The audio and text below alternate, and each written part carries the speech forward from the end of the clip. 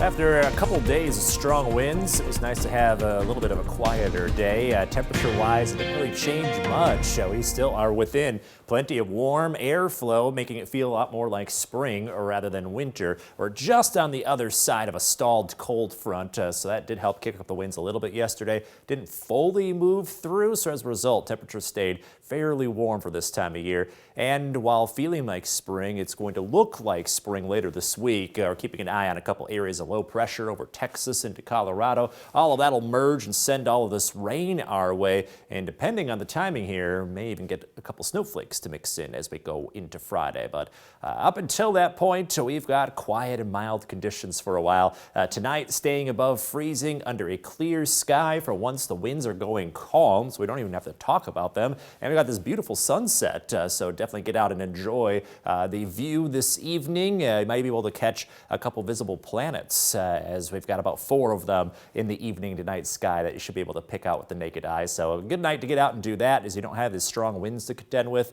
We do drop into the 20s tonight, so a little chillier than last night. We'll have a mainly clear sky, and look at, for once, winds are calm, so it'll be a pretty quiet night after several windy days in a row.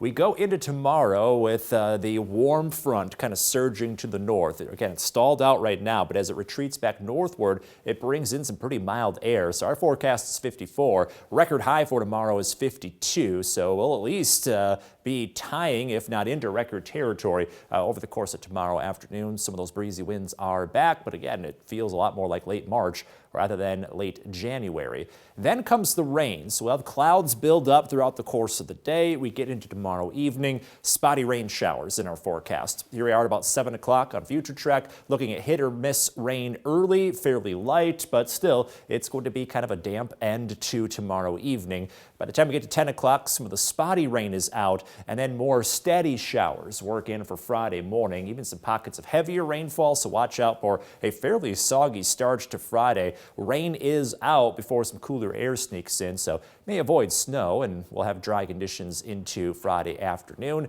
All of the rain, though, could increase chances for river flooding. You've got ice jams as potential, and then that half-inch plus of rainfall. It's going over frozen ground, so it's going to run off into the rivers pretty easily, so we'll have to watch out for maybe some flood risks into the weekend and next week.